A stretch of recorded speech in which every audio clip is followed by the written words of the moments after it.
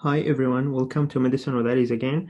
راح نحكي عن diuretics plus renal tubular defects. حنجيب طاريها فقط ما حنتكلم عنها لكن mainly we will talk about diuretics. طيب عشان نفهم diuretics قبل لازم نتكلم عن الشانلز المهمة الموجودة في الكدني. طيب ايه هي الشانلز الموجودة في الكدني؟ عشان بعدين نفهم ايه بقى، نفهم ازاي diuretics تشتغل وكمان نفهم all the side effects of diuretics وياي. If you understand exactly how they work you understand the side effect وياي. طيب خلونا نبدأ by examining the nephron. This is the nephron. طيب وزي ما انتم شايفين انه this is the this is the BCT. Okay, this is the DCT, distal convoluted tubule. هنا thick ascending lobe of Henle. طيب وهنا collecting duct. طيب يعني we are all familiar with the anatomy of the nephron. طيب في ال PCT عندنا ايه بقى في ال proximal convoluted tubule؟ ايه الشانلز المهمة اللي عندنا؟ Number one channel هي sodium hydrogen exchanger. Okay, sodium hydrogen exchanger. ازاي بتشتغل هذه sodium hydrogen exchanger؟ Guys, لو this is the renal tubular cells. Okay, هنا the blood. Okay, وهنا بقى ال tubular lumen. tubular lumen يعني اليورين جاي هنا، اليورين بيمشي هنا. اوكي وهذه هي التوبولار cells. هذه التوبولار cell. طيب let's refer to it tubular cell. اوكي عندنا هنا في channel موجودة على جهة اللومن. لما تكون جهة اللومن نسميها ايه بقى guys؟ نسميها apical صح، مش basolateral. basolateral اللي تكون هنا جهة البلاد. طيب ما علينا من البازولاترال. Let's talk about this channel اللي هو sodium hydrogen exchanger. ايش اللي بيحصل في الصوديوم هيدروجين exchanger؟ الصوديوم بيدخل in هنا this is sodium، بيدخل إلى الخلية عشان يحصل له reabsorption into the blood، وهنا بيطلع مين؟ بيطلع الهيدروجين ion. طيب this exchanger, sodium hydrogen exchanger in the PCT, proximal convoluted tubule, is stimulated by angiotensin 2. Okay? angiotensin 2. طيب ايه أهمية الموضوع ده بقى؟ طيب let's see. During hypovolemia لما يكون عندي dehydration ويحصل عندي hypovolemia يحصل حاجة اسمها contraction alkalosis. طيب what is contraction alkalosis؟ contraction alkalosis هي basically إنه يحصل عند الإنسان hypovolemia والhypovolemia بتستيمولate الRAS system. طيب الRAS system at the end of the day بيطلع لنا إيش؟ angiotensin 2. الangiotensin 2 بقى stimulate what؟ angiotensin 2 stimulate sodium hydrogen exchanger. طبعا exchanger. طبعا this is not the only effect of angiotensin 2. angiotensin 2 does a lot of things بس ما لنا علاقة بال a lot of things الأخرى. طيب احنا حاليا نتكلم عن ايش علاقة الصوديوم هيدروجين exchanger بالموضوع اللي حنتكلم عنه.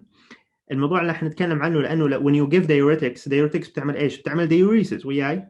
فالdiuretics one of the major side effects of diuretics is hypovolemia or dehydration.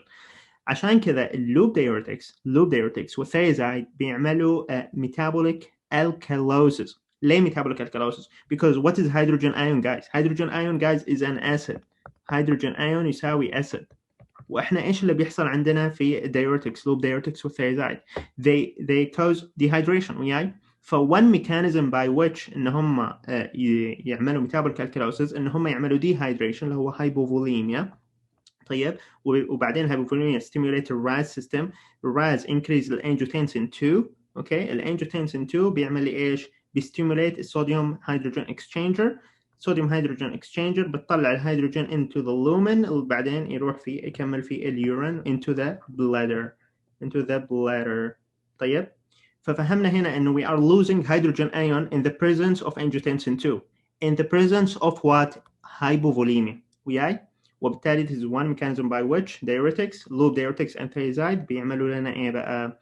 بيعملوا metabolic alkalosis. ما علينا. فأول channel مهمة تكلمنا عنها هي sodium hydrogen exchanger وعرفنا the effect of angiotensin 2 on this channel.